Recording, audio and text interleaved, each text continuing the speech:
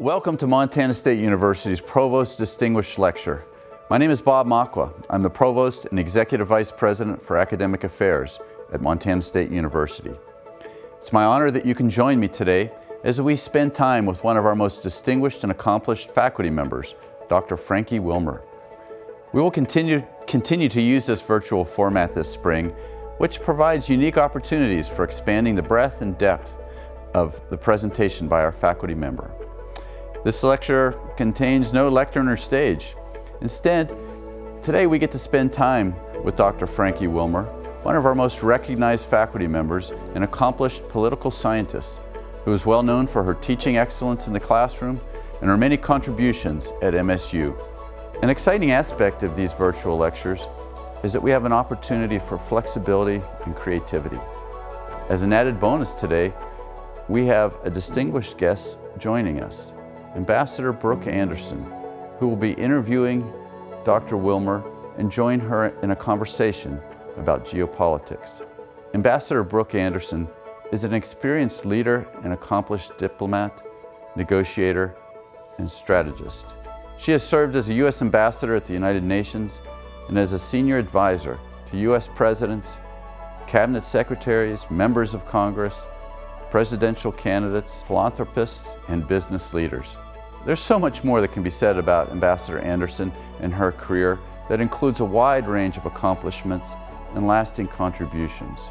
For now, I express my gratitude and deep appreciation to Ambassador Anderson for her service to our country and for her willingness to spend time with us today to conduct a conversational interview with Montana State University's Provost Distinguished Lecturer, Dr. Franke Wilmer. Dr. Wilmer has published numerous articles, book chapters, and 4 books on issues related to human rights, political violence, and identity. Her most recent book is Breaking the Cycles of Violence in Israel and Palestine: Empathy and Peacemaking in the Middle East. Dr. Wilmer traveled to Israel and Palestine 5 times since 2016 and has interviewed over 60 peace activists and members of both the Israeli government and the Palestinian Authority. It's my honor and pleasure to introduce Montana State University's distinguished Provost Lecturer, Dr. Franke Wilmer, and our distinguished interviewer, Ambassador Brooke Anderson. Thank you, Bob. What a delight it is to be here with you, Franke, to talk about your deeply important new book, Breaking Cycles of Violence in Israel and Palestine: Empathy and Peacemaking in the Middle East. Why did you write this book? Well, I'd like to thank Bob for his lovely introduction as well, and thank you, Brooke, for joining me as we talk about my book and political violence and identity and conflict and empathy.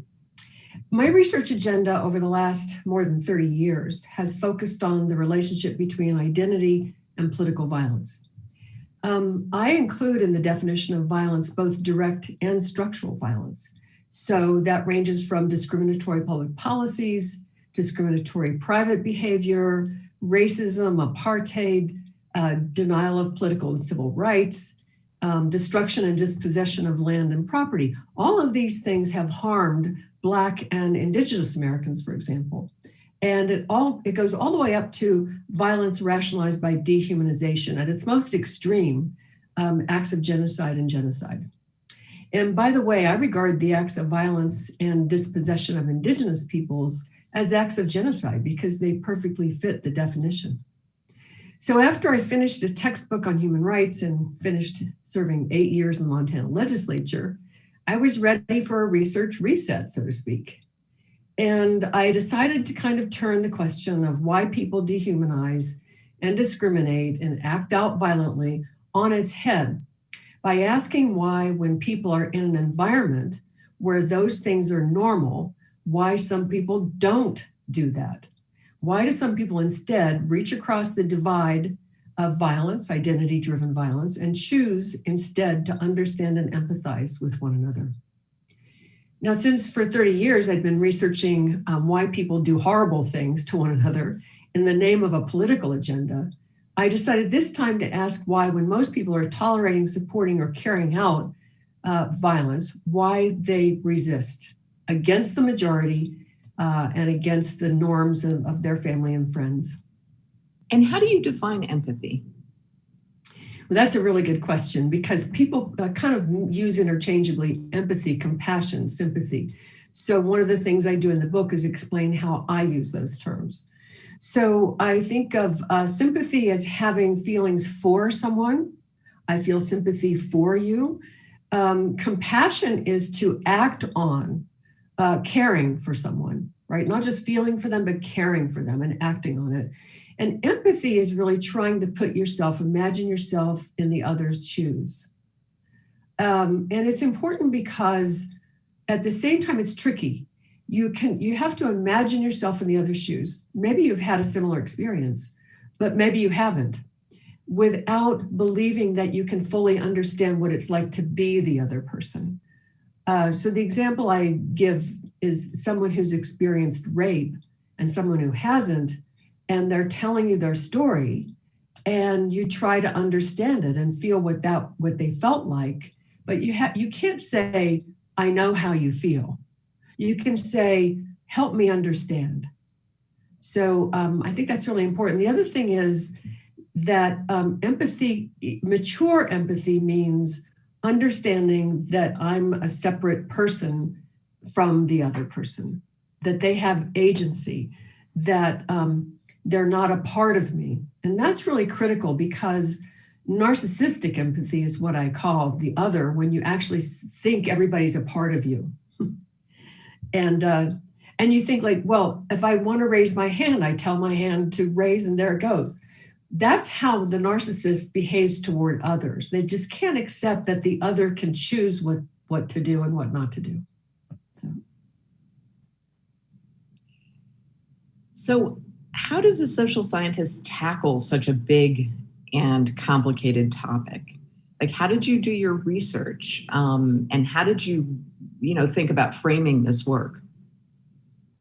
I think that's such a good question, and I really appreciate you asking, because I think many people outside of the social sciences don't really know much about the methods we use to investigate or interrogate, not just empirical questions, but ethical questions. And our discipline really covers a wide range of scholarship in the social sciences. We produce knowledge, but we also critique the knowledge we think we already have. Some political scientists investigate empirical questions using the methods familiar to us as the material sciences, natural science. You formulate a hypothesis that's falsifiable, devise a method of investigating its falsifiability, its verifiability, and then you come up with a confidence in your conclusion, right? With some variance that you might not be right. But others interrogate ethical or theoretical issues in ways that are more familiar to philosophy and the humanities. I think of the humanities, by the way, as a scholarly practice that produces knowledge by reflecting on what it means to be human. Some political scientists, political theorists, for instance, mainly, but there are people who straddle this boundary between theory and empiricism. They also question epistemologies. How do we know what we know? One of the problems some of the social sciences have identified and begun to grapple with is, how is the social world different from the material world? And are there limits to the knowledge we can acquire about it only by using the methods of material science? And one might also ask about the limits of employing only the methods of the humanities. I should say right here that there's really exciting work going on about what an integrated methodology might look like that uses both the reflection, the interpretive, we call it hermeneutic, and sort of a more normal empirical hypothesis-driven investigation. And I have a colleague here at MSU, Liz Shanahan, who's working on the cutting edge of that kind of question with really impressive and relevant results. So what's happened in sociology and political science in particular is that we're struggling with the fact that the social world is made up of social facts. Money is a social fact. Countries are social facts. And when I explain that to students and they look a little perplexed, I say, just think about the astronauts and the first reaction they have when they're in outer space and they see the blue planet. is, oh, there's no countries. And I tell students, no, Canada's not yellow, the US is not blue, Mexico's not green, those are social facts. And I repeat to them that at the end of World War II, pretty much from the opening of the 20th century through the first half, there were about 50 countries. But from the end of World War II through the mid-60s, we added 100 more countries. And from the mid-60s to the end of the 20th century, we added another 50. So you have to keep in mind that there's a social and political process through which these countries came into existence. There's a history, mostly colonial. In the case of the Soviet Union breaking up, that's more recent. So to get familiar with the fact that social facts are different from material facts. For example, we use the term ethnicity, ethnic conflict, as uncritically, as if it's self-evident that we know what ethnicity is, but it's not. It's a socially constructed category.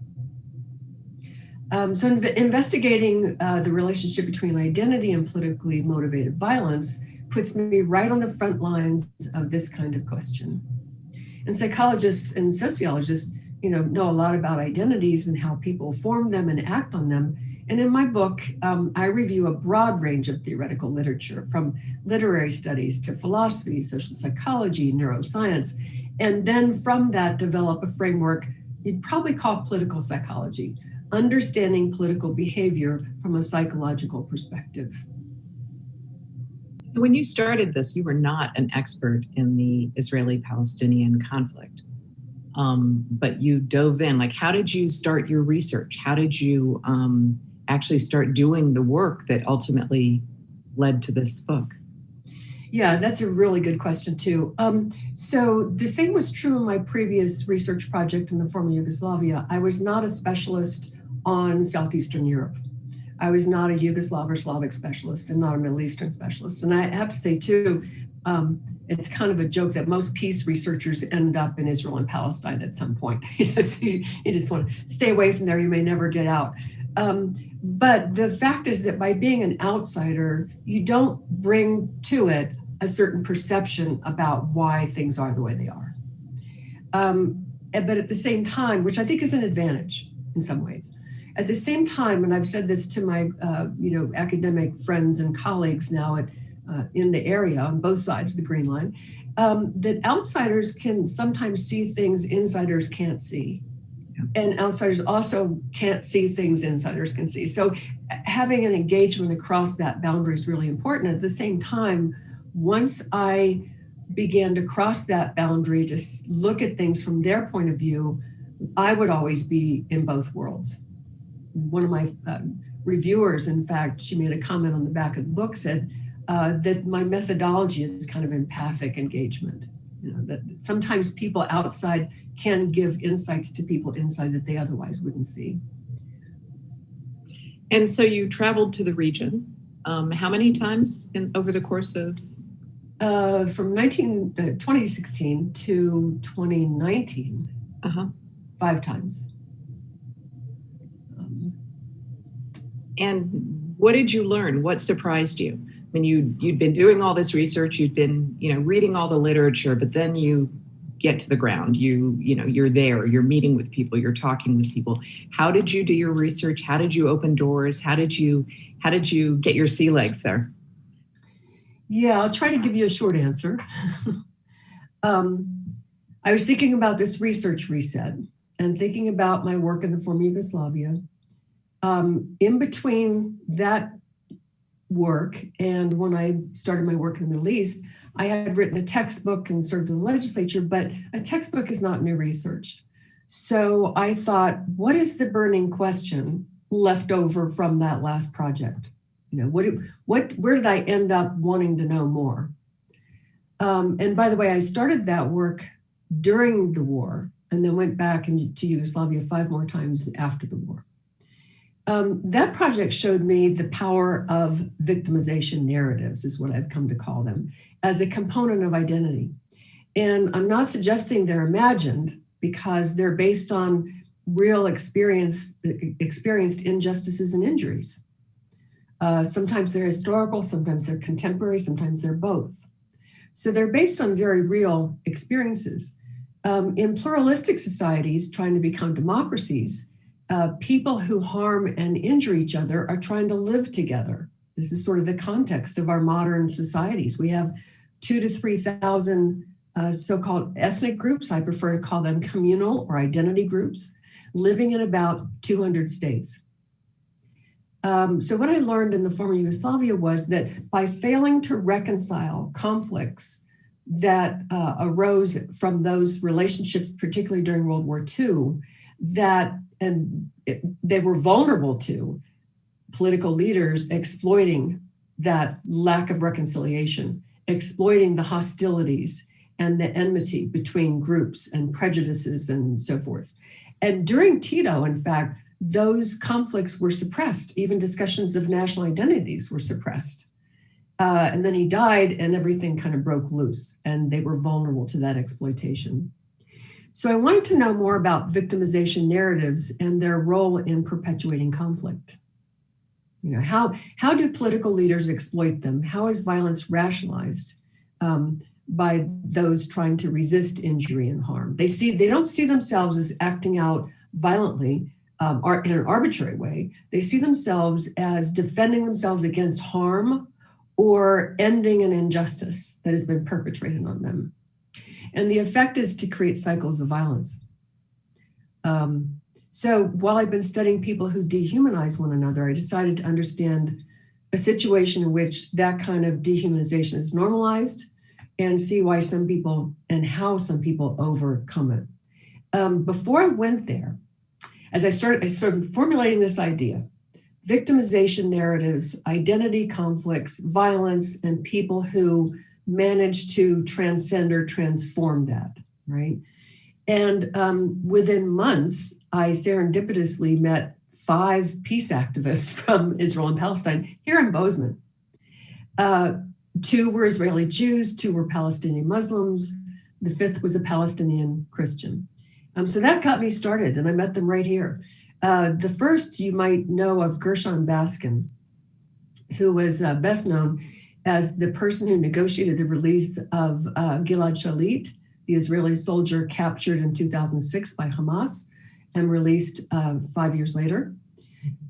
He negotiated an agreement whereby running between Hamas and Israeli government negotiators, officials, I think it was under the radar at the time though, for obvious reasons, the release of just over 1,000 Palestinian prisoners from Israeli prisons in return for the release of Gilad Shalit. So it was pretty impressive. And I told him what I was up to. I wanted to talk to peace activists on both sides who were working together. I didn't want to just see an Israeli peace group or a Palestinian peace group, but an actual binational peace group. And he said right away, you have to talk with the bereaved parents. They're now known as the Parent Circle Family Forum, but they were originally bereaved parents, which tells you what brought them together. And that was my first connection. And then somewhere before my first trip, I discovered the Combatants for Peace online, which was founded by Israeli refuseniks in 2006 in cooperation with Palestinians. It's now a very large organization working on both sides. And they call themselves combatants because they consider themselves to be former fighters who now renounce violence as having absolutely no ability and no role in leading them to a path of peace. And these people, by the way, are very accomplished IDF officers in some case, former fighters for Hamas. On the Israeli side, they didn't refuse military service. They simply refused to serve in the occupation. And they sat down together apprehensively at first. And the first thing they have to do to become an active member of the organization is tell their stories, which is really quite moving. By the way, there's a good documentary called Disturbing the Peace about the Combatants for Peace. And when they tell their stories, the stories are, what have you done to be violent? How did you resist or maintain the status quo of violence on both sides? Who have you lost? And what changed your mind? What experience caused you to change your point of view? The other 4 peacemakers I met before going the first time were active in a group called the Abrahamic Reunion. And their tagline is, "There's room for all of us." It's more of an interfaith organization. There are Muslims, Jews, and Christians. They also include Druze and Sufi Muslims. And they say, look, nobody's going anywhere. And so we have to live together. So the bereaved parents, the Combatants for Peace Abrahamic Reunion, were my first contacts. And I was almost always traveling with someone from one of those three groups as a guide or interpreter. Did you ask, was it dangerous? I'm guessing it was, but I'm curious. So your first trip to Israel to start interviewing and talking to people and kind of really understanding what's going on the ground, what was that like?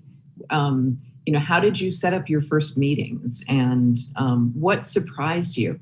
Because, knowing you did a ton of reading and research before you got there, but it'd be interesting to know just kind of how your trips unfolded. Yeah, so I first connected with someone from the Abrahamic Reunion who I'd met here in Bozeman. Mm-hmm. And he is what they call a dual narrative tour guide. So that's, his role, his business is to show people both sides. Some of the first people, and he arranged for a lot of my first interviews. And then I met with one of the founders of the Combatants for Peace. And as I did in the former Yugoslavia, when you talk with someone, you can always ask them, especially if there's good rapport, who do you recommend I speak with next, and go from there. But I met the first, it seems like Eliyahu was his name, was very keen on me meeting settler peacemakers, because the image in the West of Israeli settlers is they're all radical and violent and they hate Palestinians. And he wanted to prove to me that wasn't true. But also on that same trip, several of my Palestinian peacemaker friends wanted to make sure that I got to see things from their point of view. In fact, one was sort of insisting that I go through checkpoints by myself and see what it was like to do that. So, what was it like? Yeah, so I think I'll tell you a story. Also, I grew up in DC. And I was born in Washington, D.C. My father was a bricklayer. My mother was a nurse. Nobody was in politics. But I learned to think, it was at one time, you may know this, known as the murder capital of the United States, right? And I learned to think defensively and always kind of survey my surroundings for my vulnerability or someone else's ill intent. So that was a skill that came back to me as I was engaged in my first trip, particularly when I was alone. Like walking from my hotel in Jerusalem to a meeting or an event a mile away or something like that, or traveling by bus in the city or between Tel Aviv and Jerusalem. I mean, buses and bus stops were sites of attacks, So on my first trip, I had promised, I had a student who was in the MEPI program here at MSU, and she was from the West Bank. And when she found out the research I was doing, she asked me if I would go and visit her family in Ramallah while I was there. And Ramallah is for people who don't know, the capital in exile, if you will, or outside of East Jerusalem, of the Palestinian Authority. So it's in the West Bank. You have to go through checkpoints to get there. And it wasn't on my research agenda. It wasn't to interview people who were peace activists, just to visit Shadin's mother, grandmother, and sister. So I was having dinner in Tel Aviv one night when there was a machine gun shooting. And I went back took the bus back to Jerusalem. I just went online to see if I could figure out what happened. It was in June 2016. And it shook me up a little bit. I was planning to go to Ramallah the next day. And I didn't go to Ramallah the next day. And then I felt bad because I wasn't going, like I was letting Shadin and her family down. But it turns out that attack was happening about half a kilometer from where I was staying, from where I was having dinner. A couple of days later, there was the attack in Orlando, Florida at the gay nightclub. And there were 49 people killed and 50 some injured. There were 49 people killed in Orlando because they were gay. Mm-hmm. There had been 5 people killed in Tel Aviv because they were Israelis. I realized it was a matter of perspective. You know, it could be the Tree of Life Synagogue in Pittsburgh. It could be the AME Church in Charleston, you know, where people are killed because they're Black or because they're Jewish. 9 in Charleston, 5 in Pittsburgh. I'm sorry, 11, something like that. 49, and then here there were 5 people killed in Tel Aviv. So I thought it's just a matter of perspective. I decided to go visit Shadin's family. I had a lovely visit. It was my first time going through a checkpoint alone. It was creepy. I decided I would do as Danny suggested. And I found myself choosing a small bus because I thought if somebody's going to blow up a bus, they're going to blow up a big one, not a small one. I had a student, a research assistant, who said, now you're thinking the way I think, because whenever she goes to the old city, she carries a camera and a big straw hat, tries to look like a tourist. So thinking a bit defensively like that. But when I finished with my visit with Shadin's family in the evening, it was during Ramadan. And at the end of the day, people are breaking their fast. It's called iftar. And they're kind of grouchy and they're really hungry. They tend to be hungry and grouchy. And I almost missed the bus. And the bus driver went out of his way to help to pick me up. I was running after it and not charge me because he'd already shut down his machine for the day, and help me get to the checkpoint and find the right bus on the other side of the checkpoint. So I think my friend was right. I needed to experience that. Everything from there was piece cake. I just want to hear some more stories of some of the peace activists that you met with over the course of your 5 trips to the region. Well, you need to read the book. There's about 68 people whose stories are represented, and I try to figure out whether their stories fit the structure of a political psychological view about catharsis and engaging empathically with one another and so forth. But and there's 3 chapters on that. One is Palestinian peace activists, one is Israeli peace activists, and one is what they have to say about the prospects for the future themselves from their own point of view. So there are many I could tell you, and these are 2-hour interviews, but I'll tell you about the 2 of the people who were the Israeli and Palestinian directors of the bereaved families. Mm-hmm. And actually, Colin McCann has just written a book called Pyragon. I think that's how you say it. I haven't had a chance to read it. It's a novel based on the experience of these 2 people, their lived experience. And Rami is one and Bassam is another.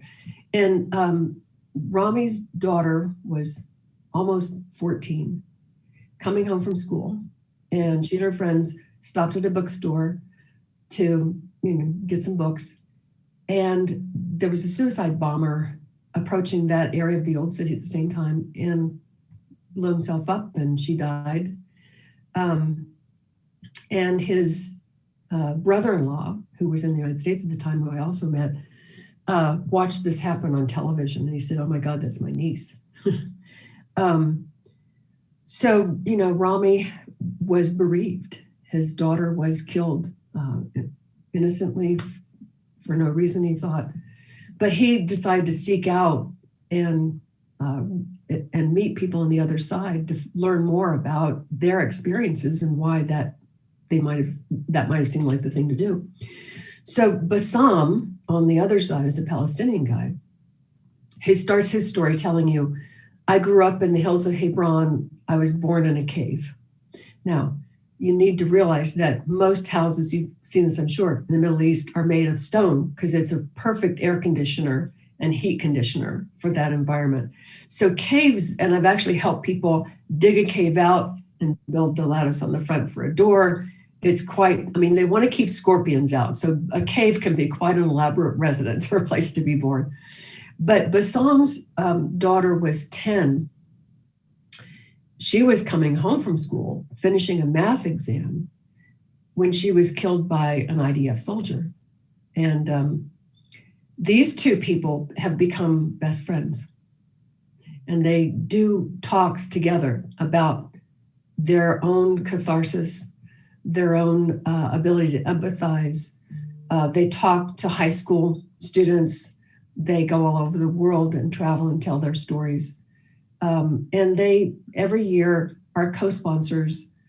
They're the primary organizers, but co-sponsors of a big event on the Memorial Day in Tel Aviv, where they've had more than 10,000 people come, and people from the bereaved families will tell their stories. Who did they lose? I went with these folks to a circle at a park near the Old City in Jerusalem on my first trip. Rami was there.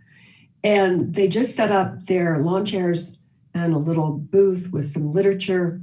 And Rami had pictures of his daughter. And another of the members would approach people as they passed by. And it's like Independence Day, it's like a day off. This was actually his Jerusalem Independence Day. And he would approach them with literature and try to engage them in a conversation. And people got angry or brushed him off. But one guy just wouldn't stop, yelling back at him. And Dewey just kept being calm and listening. And finally he said, "Who did you lose?" And the angry man said, "My sister." So people would come and go from the circle and sit and listen and tell their stories. And it was a way of, transforming their own grief, living with it, right? They don't feel that they cannot live with it. They live with it, but channeling it into what they think is a path of empathy for people who've also experienced loss that can create peace in their relationships, in their neighborhoods, on the ground.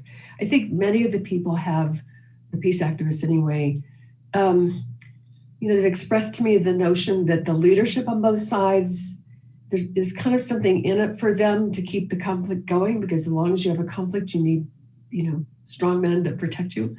But their view is that they're not going to wait for peace at the top. They're going to make peace on the ground where they live with their neighbors.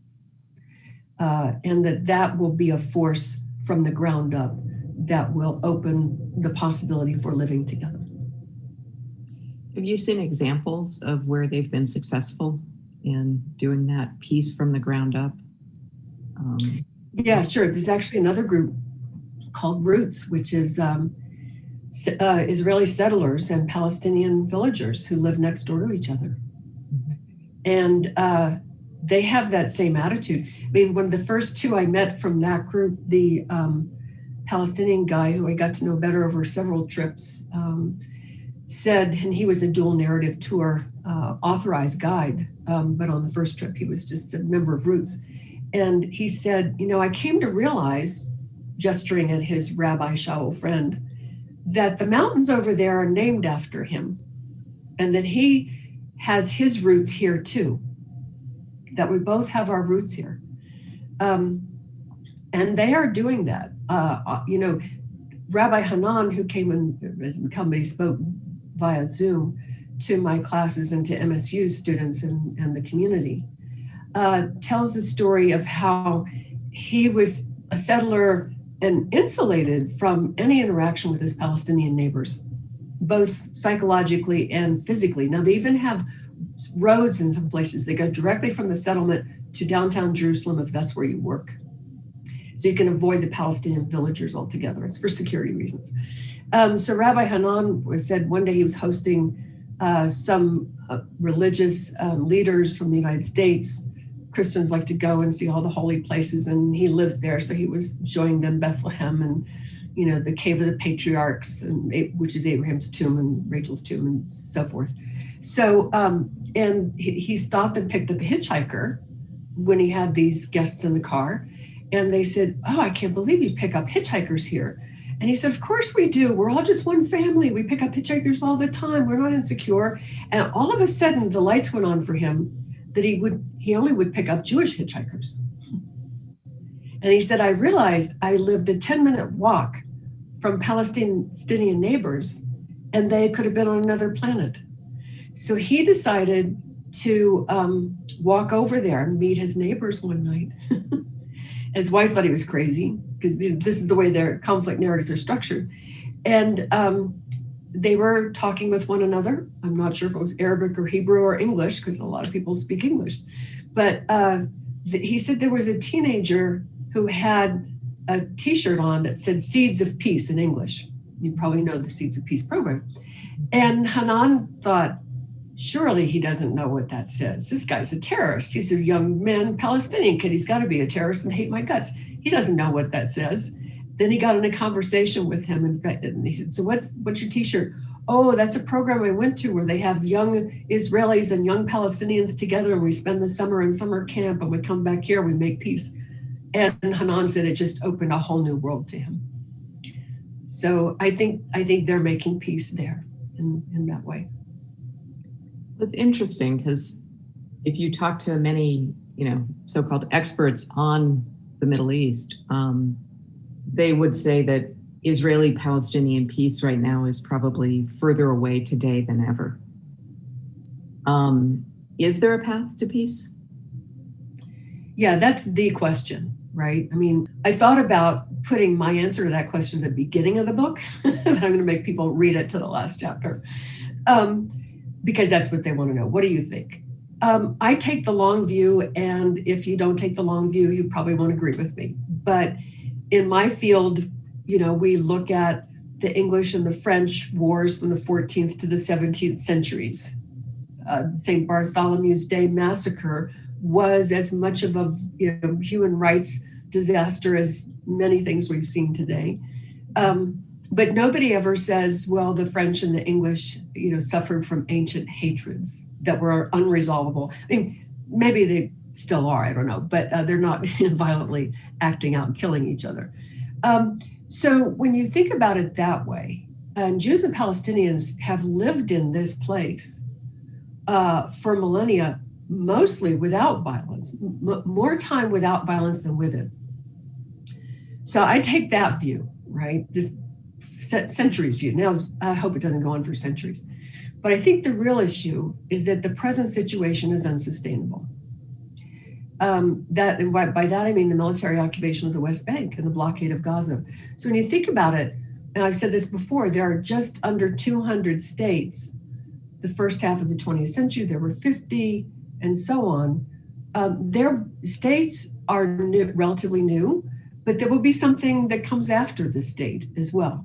And I honestly think the question of pluralistic societies and reconciling the conflicts from their historical injuries as people live together in these complicated pluralistic societies, I think that's what's going to really drive a new way of the polity, a new concept of citizenship, new ways of living within political institutions that serve all these diverse people. So when you think about it, back to your question, if you think that a state of 6.3 million people, more or less, Israel, can maintain a military occupation over 5 million people forever, then you won't agree with me. I think it's just a matter of time.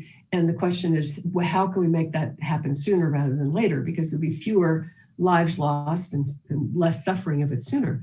I don't know if you know who Madi Peled was, the major general in the IDF. He was a member of the general staff during the Six-Day War and also founder of Gush Shalom, which is the peace bloc in the Knesset. He was also the department head in Arabic literature and languages at Tel Aviv University, quite an accomplished scholar and a general. And he famously said that Israel could be a democracy or an occupying power, but not both. And I think he's right. And people will debate about where they are on that timeline, right? But from my perspective, it's a matter of when.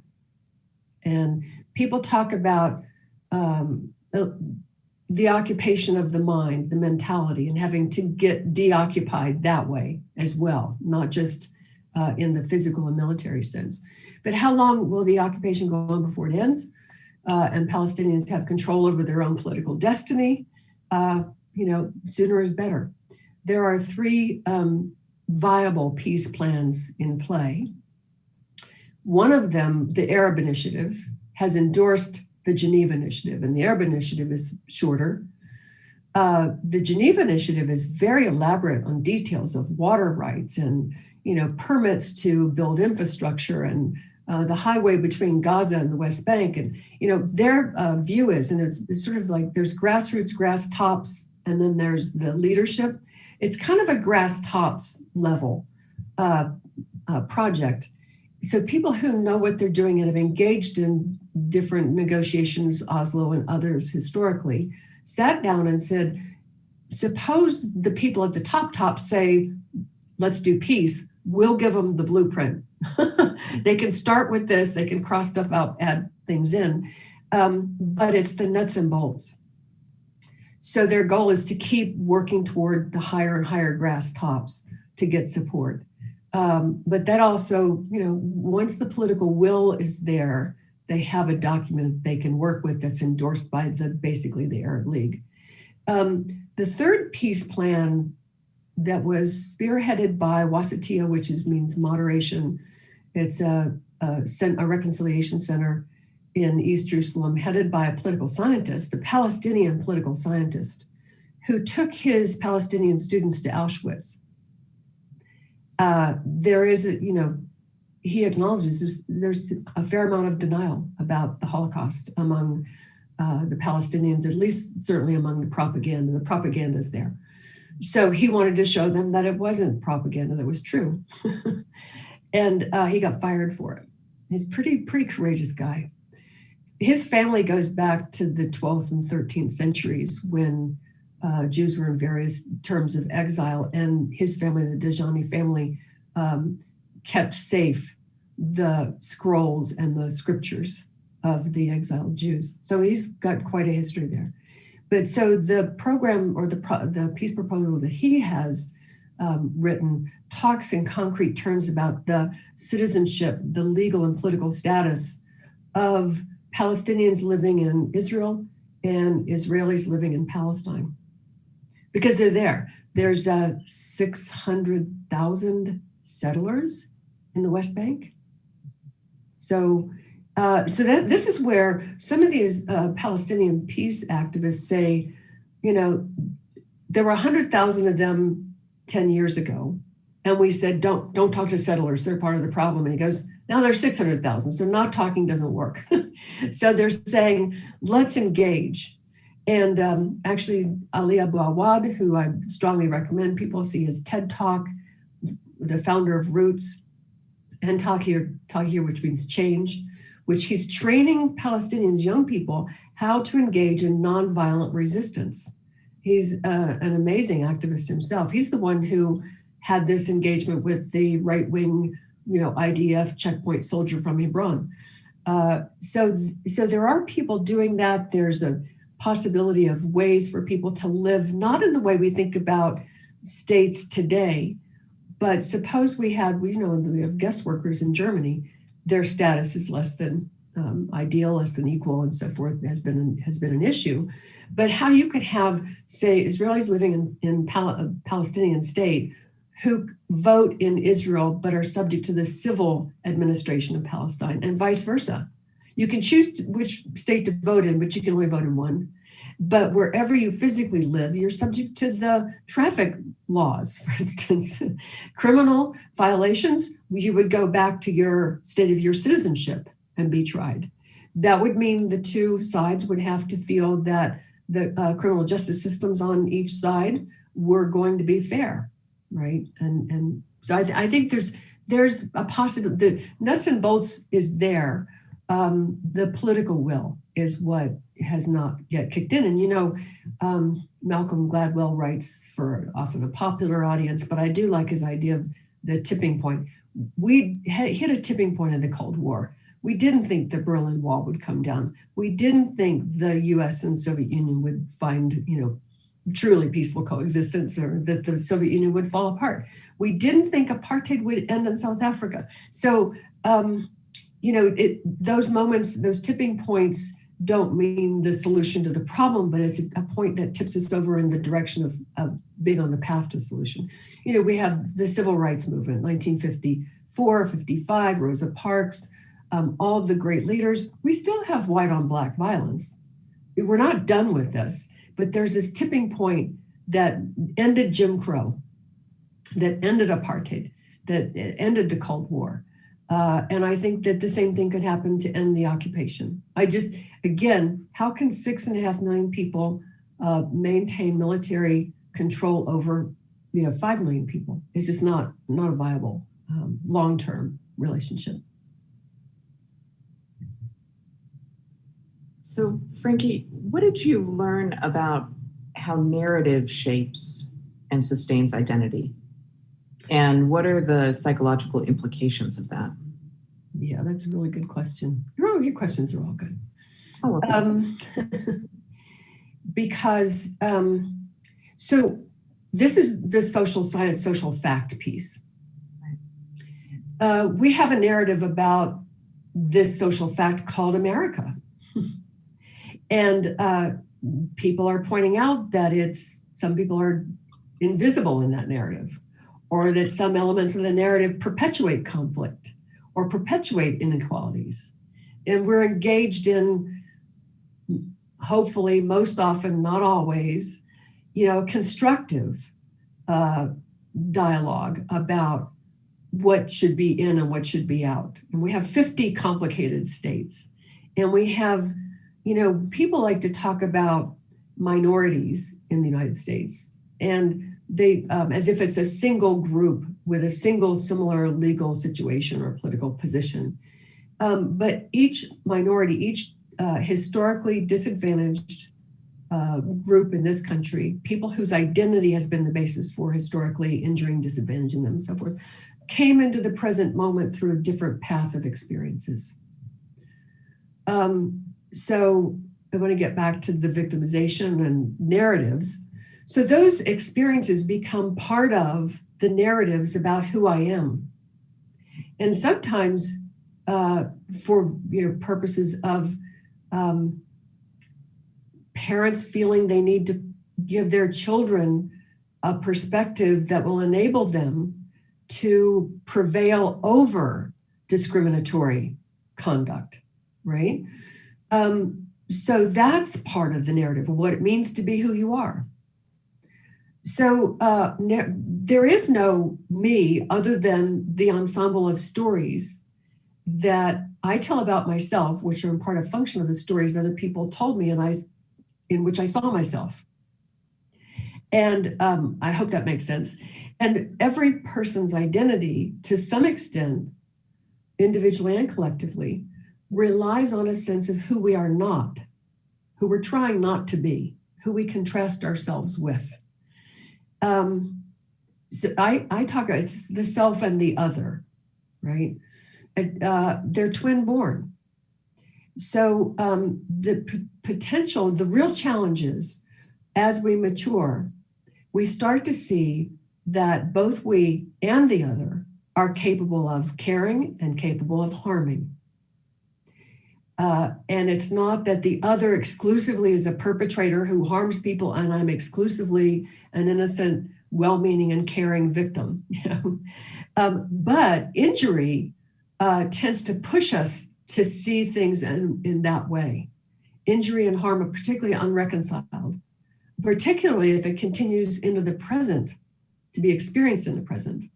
So, and we're vulnerable to it. I used to think when I was in the former Yugoslavia and doing that work, I thought that because there it's the most extreme case, genocide and acts of genocide and war crimes based on identities. And still, I got to hang out with some peace activists there too. Still, some people resisted that.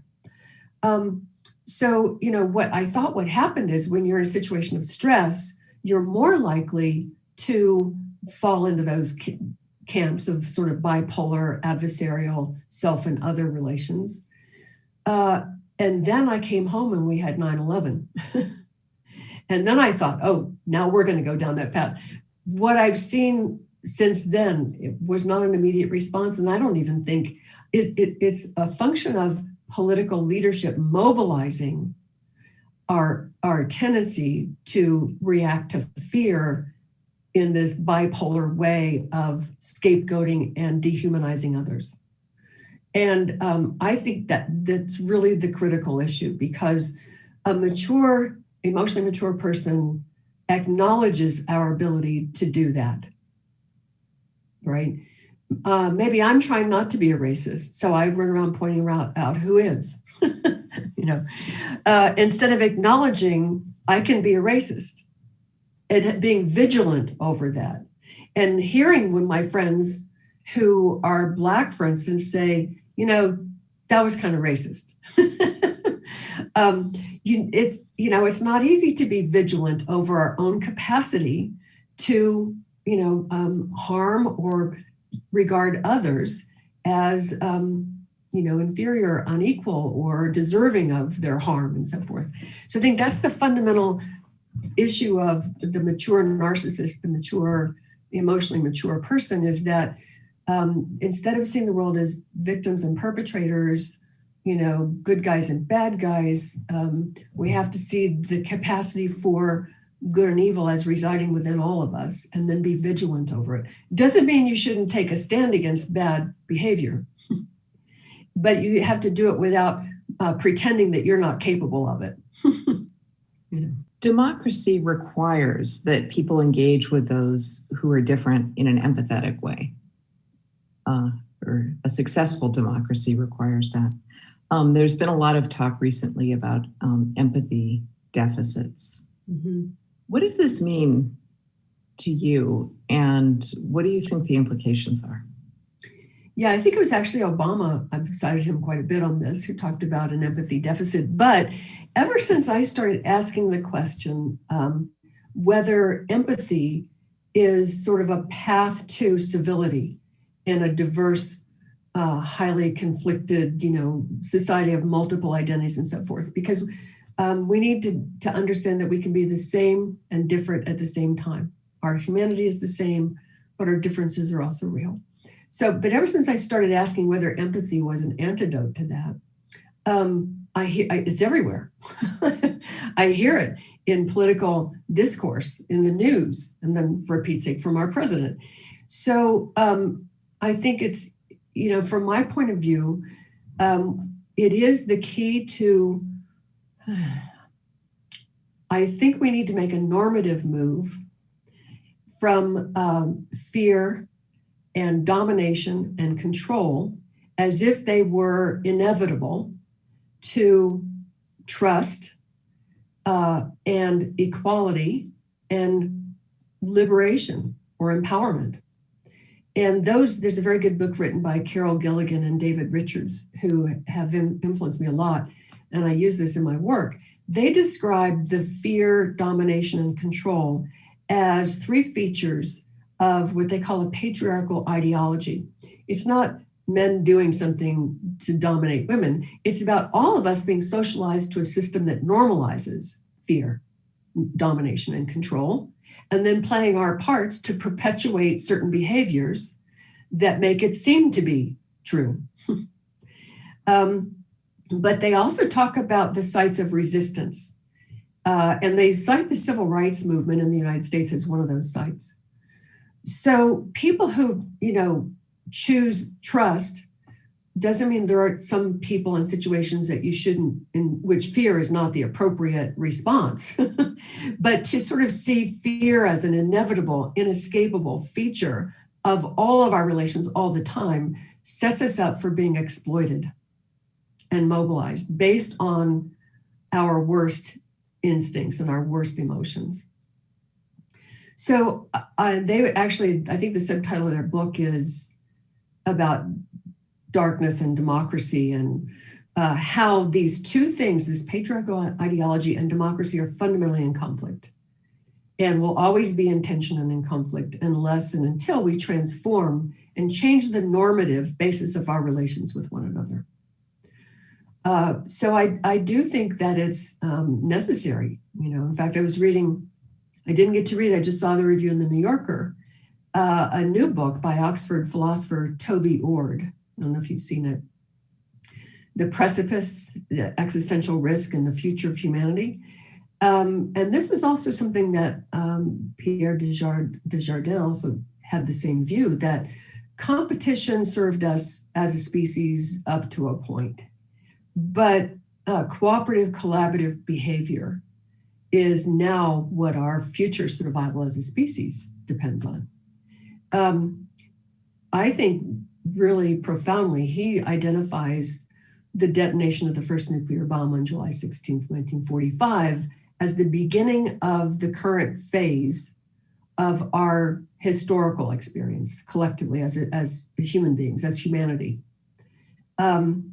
Because we're faced with the possibility of our own extinction as a result of our own choices. This is the fact. People, you know this better than I do, but I remember in grad school doing some work on arms control and finding out that at that time, the 1980s, we had enough nuclear warheads to kill everybody on the planet 200 times.